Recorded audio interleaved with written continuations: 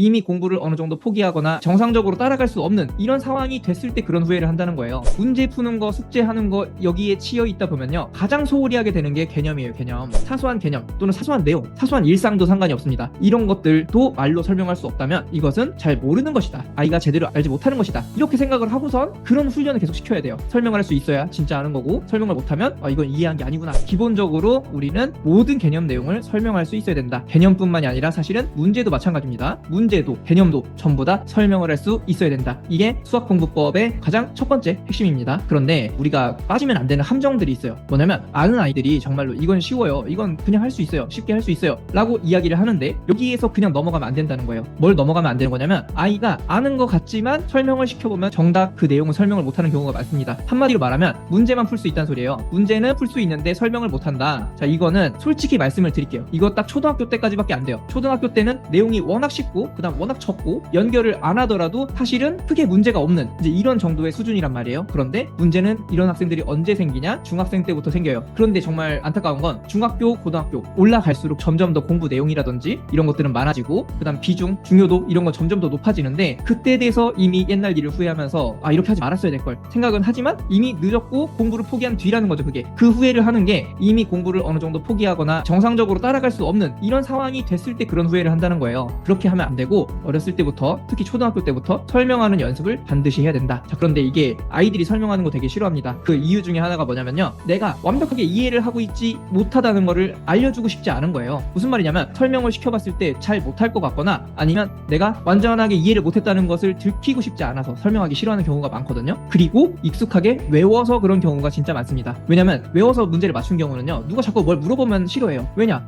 자꾸만 내가 이거 외운 거 말고 다른 거 물어볼 것 같고, 또 물어봤는데 내가 외운 데에서 안 나오면 대답을 못 할 것 같고, 이런 것 때문에 더 이제 외운 경우에는 질문하는 것도, 설명하는 거, 질문하는 거 이런 것도 싫어하고, 그리고 이해가 되지 않은 상태에서 외운 것이기 때문에 제대로 된 공부를 못한 걸 들키고 싶지도 않아 한다라고 생각하시면 됩니다. 그리고 두 번째는 문제풀이보다는 개념 설명을 제대로 하는 것이 훨씬 더 중요하다라는 건데요. 이거는 무슨 말이냐면 아마 많은 분들이 알고는 계실 거예요. 설명하는 게 얼마나 중요한 거고, 이 설명을 함으로써 얼마나 많은 공부가 되는지, 이런 것들은 설명하는 게 얼마나 중요한지는 알 건데, 제가 항상 강의 때마다 그리고 또 뭐 영상 올릴 때마다 항상 하는 이야기가 뭐냐면요, 일단 근본적인 구조 자체가 잘못된 거예요. 보통 아이들은 문제 몇 개 풀면 공부했다라고 생각을 하죠. 그런데 제가 봤을 때 또는 실제로 전문가들이 봤을 때는 문제를 풀었을 때 이걸 제대로 알고 풀었는지 이해하고 풀었는지 이거를 확인하는 과정이 반드시 필요하거든요. 그런데 그 과정이 없이 그냥 문제 몇 개 풀었다 하면 그걸로 공부했다라고 생각을 하는 거예요. 이것도 제가 자주 말씀드렸던 건데, 이 이유가 뭐냐면 숙제, 공부 확인하는 거 있죠. 공부 얼마나 했는지 이런 것들에 대한 기준 있죠. 기준. 이게 뭐냐면 양으로 돼 있기 때문이에요. 또 뭐 시간이라든지 양으로 이루어져 있기 때문입니다. 이게 무슨 말이냐면 숙제 뭐 몇 페이지, 뭐 3페이지, 4페이지 이런 식으로 되거나, 아니면 문제 20문제, 30문제 이런 식으로 숙제가 정해져 있을 거예요, 보통. 그리고 부모님한테 검사받거나 아니면 부모님이 숙제했구나, 공부했구나 생각할 수 있는 것도 사실은 몇 페이지 풀었는지, 그 다음에 몇 분 공부를 했는지, 그리고 또 뭐 있죠? 문제 몇 문제 풀었는지, 이런 것들이 사실은 부모님들 또는 선생님들이 중요하게 생각을 한단 말이에요. 이 상황에서 아이들이 어떻게 개념 내용에 대해서 공부를 하겠냐는 거죠. 이거 이해되시죠? 무슨 말인지. 자, 보세요. 문제 푸는 거, 숙제하는 거 여기에 치여 있다 보면요, 가장 소홀히 하게 되는 게 개념이에요.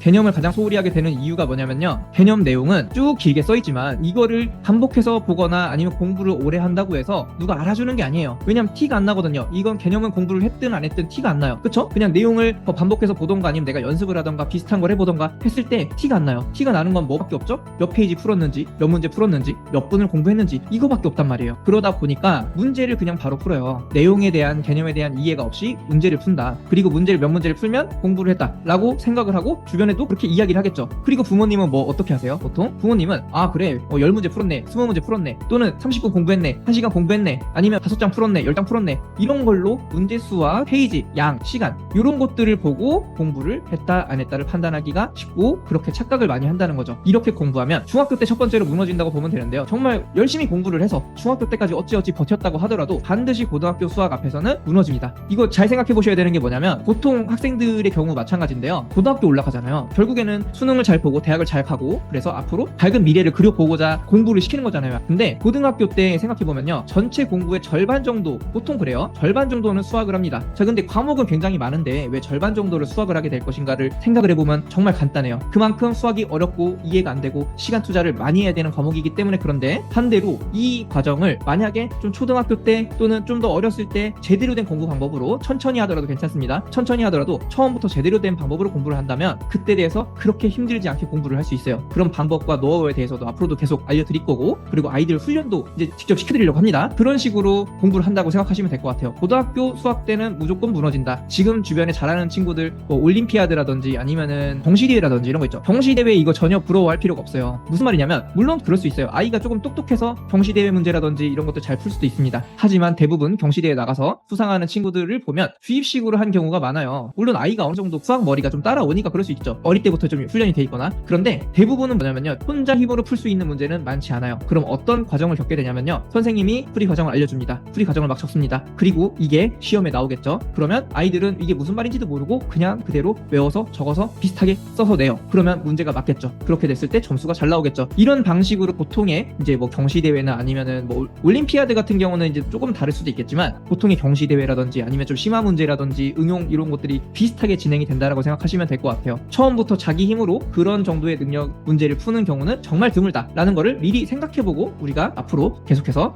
공부를 진행해보면 되는데, 그렇게 봤을 때 앞으로 고등학교 수학까지 쭉 잘하거나 연결을 시키고 싶다면 지금 요 경시대회랑 그 다음에 뭐 올림피아드 이런 건 신경 쓰지 마시고요. 물론 그럴 수 있어요. 기존에 제대로 공부를 하면서 그 다음 추가적으로 더 하는 건 괜찮은데 여기에만 목매는 경우 있죠. 이런 경우에 중학교, 보통은 고등학교 가서 갑자기 수학 성적이 뚝 떨어집니다. 이런 경우 진짜 많아요. 상담을 해보면 초등학교 때까지는 진짜 공부 잘했던 애들이 진짜 많고요. 중학교 때까지도 공부 잘했는데 고등학교 때 오니까 수학이 너무 어려워서 힘들어한다. 이런 경우 진짜 많은데, 중학교 때 잘했는데 고등학교 때 못하는 경우에 90% 이상은 외워서 공부를 해서 버텼기 때문이에요. 대부분 초등학교 때는 잘 안 보이지만 중학교, 고등학교 올라가면서 어떻게 변하는지 좀 보셔야 되고요. 아는 내용이라고 해서 넘어가지 말고 설명을 반드시 시켜보셔야 됩니다. 이거는 무슨 말이냐면요, 대부분 아는 내용이라고 생각하는 건 뭐죠? 맞췄다 이거죠. 자, 맞춘 문제를 맞췄습니다. 자, 그럼 이거 다 아는 걸까요? 아니에요. 왜냐면 이 문제를 정말로 이해하고 알고 풀었을 수도 있지만 그렇지 않았을 가능성도 생각보다 높고요. 알고 풀었다고 하더라도 이게 연결이 안 되는 경우도 있습니다. 그러니까 이해가 되는 부분도 있지만 이해가 안 돼서 외운 부분도 있을 수 있다는 거죠. 그러니까 아는 내용 또는 맞춘 문제, 특히나 초등학교 때는 어떻게 많이 하냐면요, 계산을 하는 게 아니라 숫자를 넣어서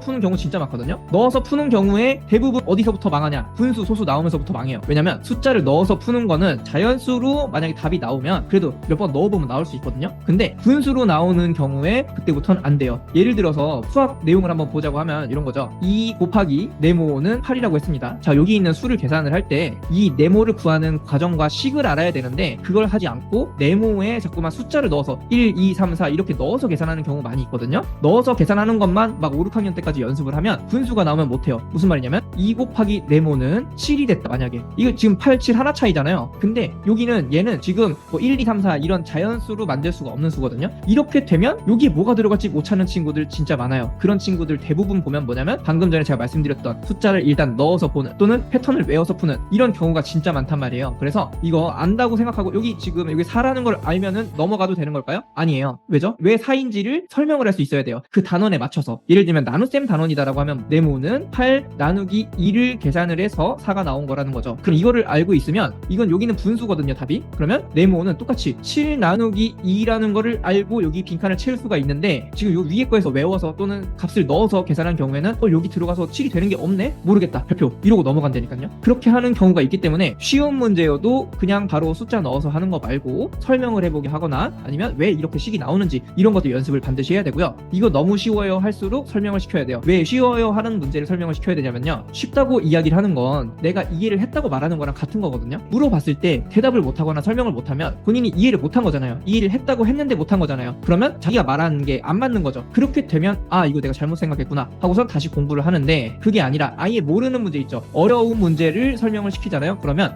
이거 원래 몰라요. 이거 몰라서 질문한 건데요. 이렇게 돼버려요. 그러니까 제일 중요한 게 뭐다? 아는 내용 또는 쉬운 내용을 설명시키는 것부터 시작을 하고 거기서부터 설명하는 습관을 길러야 된다. 그래서 이거를 일상생활에서 한번 생각해보면 사소한 개념 또는 사소한 내용, 사소한 일상도 상관이 없습니다. 이런 것들도 말로 설명할 수 없다면 이것은 잘 모르는 것이다. 아이가 제대로 알지 못하는 것이다. 이렇게 생각을 하고선 그런 훈련을 계속 시켜야 돼요. 설명을 할 수 있어야 진짜 아는 거고, 설명을 못하면 이건 이해한 게 아니구나. 이렇게 아이가 생각하고 넘어갈 수 있어야지 앞으로도 계속 설명하는 연습을 하게 될 겁니다.